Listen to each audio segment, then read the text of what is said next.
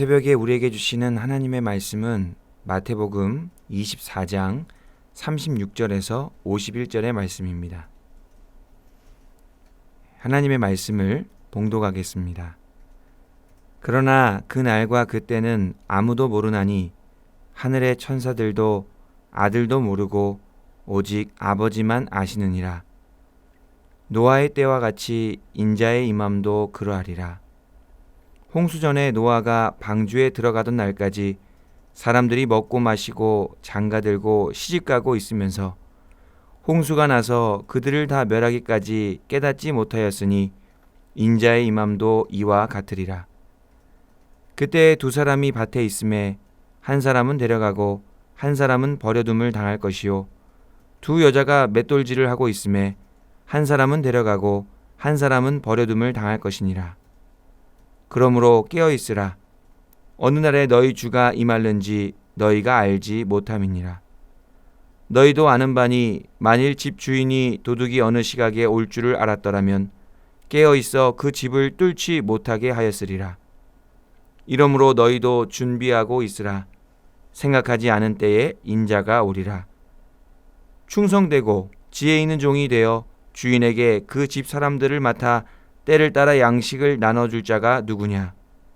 주인이 올 때에 그 종이 이렇게 하는 것을 보면 그 종이 복이 있으리로다. 내가 진실로 너희에게 이르노니 주인이 그의 모든 소유를 그에게 맡기리라. 만일 그 악한 종이 마음에 생각하기를 주인이 더디 오리라 하여 동료들을 때리며 술 친구들과 더불어 먹고 마시게 되면 생각하지 않은 날 알지 못하는 시각에 그 종의 주인이 이르러 엄히 때리고 외식하는 자가 받는 벌에 처하리니 거기서 슬피 울며 이를 갈리라. 아멘. 오늘은 주님 다시 오실 날을 준비하라는 제목으로 하나님의 말씀을 전하고자 합니다. 오늘 본문은 주님께서 이 땅에 다시 오시는 것, 재림에 대해 말씀하고 있습니다. 재림과 관련하여 시한부 종말론자와 같은 이단 사이비들이 많이 있습니다. 그래서 우리는 재림에 대해 정확하게 알고 잘 준비해야 합니다. 재림에 대해 가장 확실한 첫 번째 진리는 그 날과 그 때는 아무도 모른다는 것입니다. 하늘의 천사들도 모르고 아들도 모릅니다. 그 날과 그 때는 오직 아버지만 아십니다.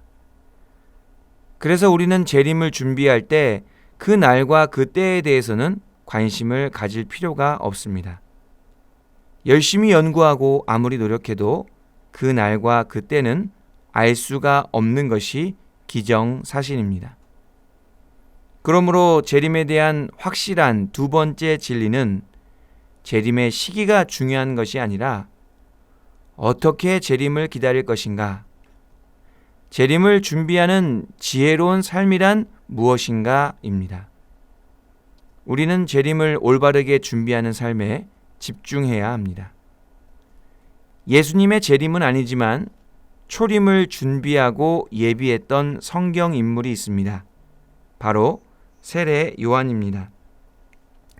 세례 요한은 자신을 광야에서 외치는 자의 소리라고 하며 하나님의 대로를 평탄하게 하여 주님 오실 길을 예비했던 사람입니다. 그는 주님께서 언제 등장하시는지 그 시기는 정확하게 몰랐지만 회개의 세례를 전파하는 자신의 사명을 충실하게 수행하며 주님 오실 날을 사모했습니다. 그러다가 예수님께 세례도 베풀었고 예수님으로부터 여자가 낳은 자 중에 세례 요한보다 큰 이가 없다는 칭찬까지 듣게 되었습니다. 지금 우리는 주님의 초림이 끝나고 재림을 기다리고 있습니다.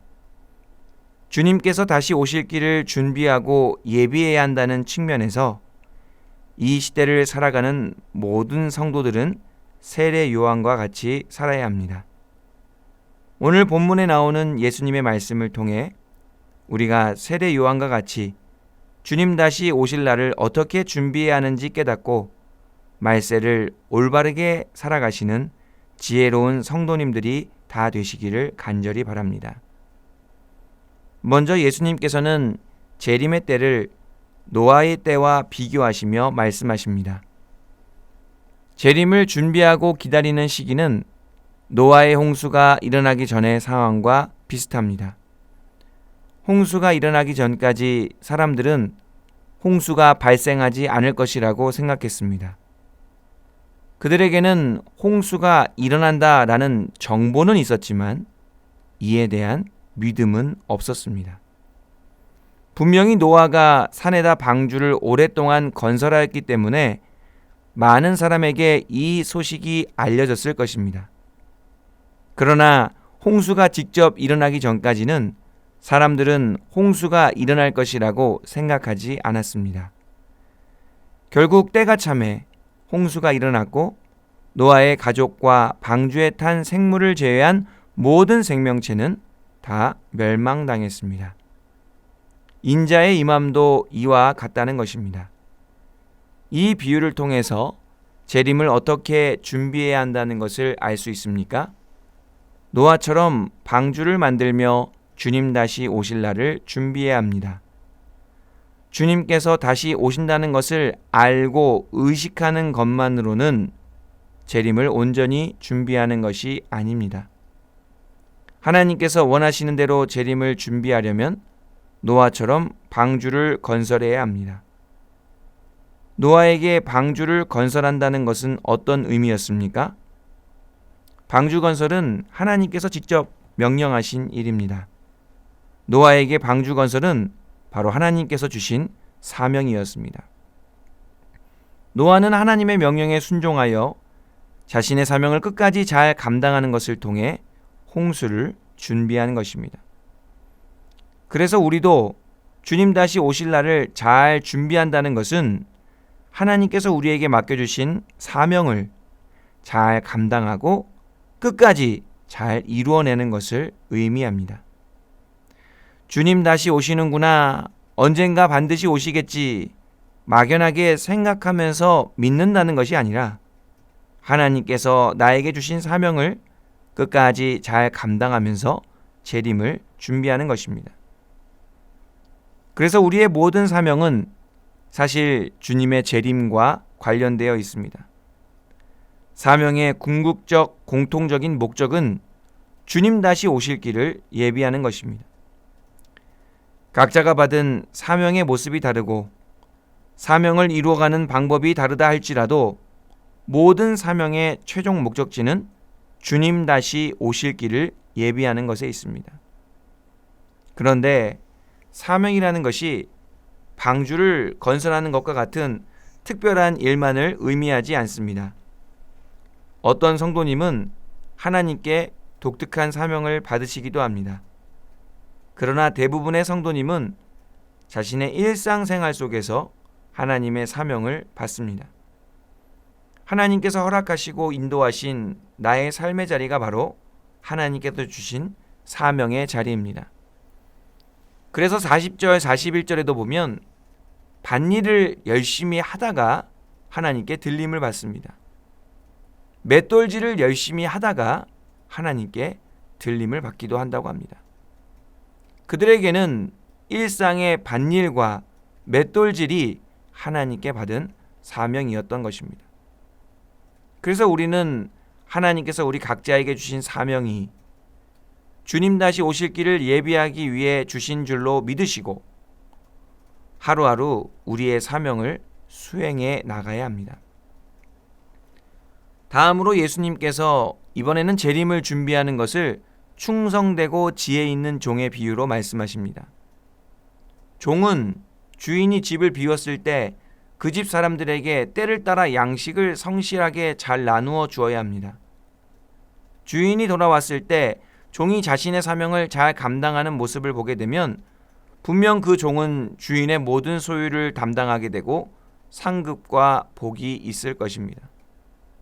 그러나 반대로 종이 악한 마음을 품고 주인이 더디 올 것이라 생각하며 자신이 섬겨야 할 사람들도 섬기지 않고 방탕하게 지낸다면 주인이 다시 왔을 때 엄벌을 받게 될 것입니다. 종은 주인이 다시 돌아올 때까지 자신의 사명을 성실하게 감당하는 것과 더불어 주인이 다시 돌아올 것을 확신하고 기다려야 합니다. 여기에서 우리가 깨달을 수 있는 것이 있습니다. 주인이 반드시 속히 다시 올 것이라는 확신과 기대가 없다면 주인의 다시 오심을 제대로 준비할 수 없습니다. 성도가 주님께서 다시 오실 것에 대한 확신과 기대가 없다면 재림을 온전히 준비할 수 없다는 말입니다. 성도는 주님 다시 오실 때까지 기계적으로 사명만 이루면 되는 것이 아닙니다.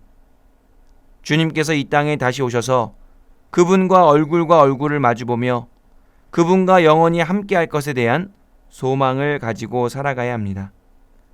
그 소망을 가지고 하나님께서 맡기신 사명을 이루어 드려야 온전히 주님 다시 오실 길을 준비하는 것이라 할 수 있습니다. 말씀을 정리하겠습니다. 예수님께서 말씀하신 주님 다시 오실 날을 준비하는 것은 무엇입니까?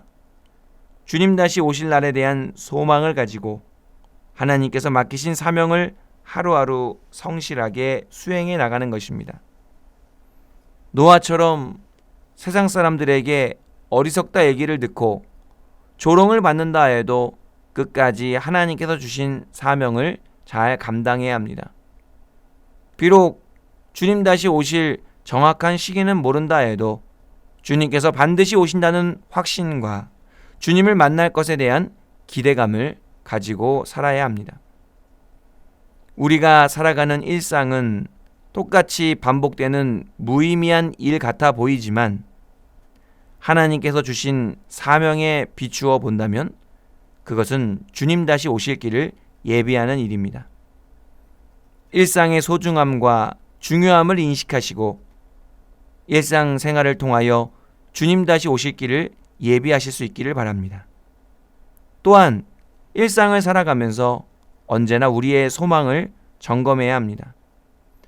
성도가 가져야 할 최고의 소망은 주님을 배움는 것입니다. 주님과 온전히 함께하는 것입니다. 주님께서 이 땅에 다시 오시기 전까지 주님을 만나고 주님과 함께하는 것에는 언제나 한계가 있습니다. 그러나 주님께서 다시 이 땅에 오신 후에는 우리가 정말 주님을 온전히 만나고 완전히 함께하게 될 줄로 믿습니다. 오늘 하루 그러한 소망을 품고 살아가시며 주님 다시 오실 길을 예비하시는 영은의 복된 성도님들이 되시기를 바랍니다. 기도하겠습니다. 이 땅에 예수 그리스도를 보내주셨고 다시 보내주실 사랑의 하나님 아버지 감사합니다. 저희들이 일상을 살아가며 하나님의 사명을 이루어드리고 주님을 온전히 배움는 것에 소망을 품고 살아가게 하여 주옵소서. 성령으로 저희들을 인도하여 주시사 주님 다시 오실 날을 온전히 준비하게 하여 주시고 세례 요한처럼 주님 앞에 칭찬받는 귀한 하나님의 사람들이 되게 하여 주옵소서. 예수님의 이름으로 기도하옵나이다.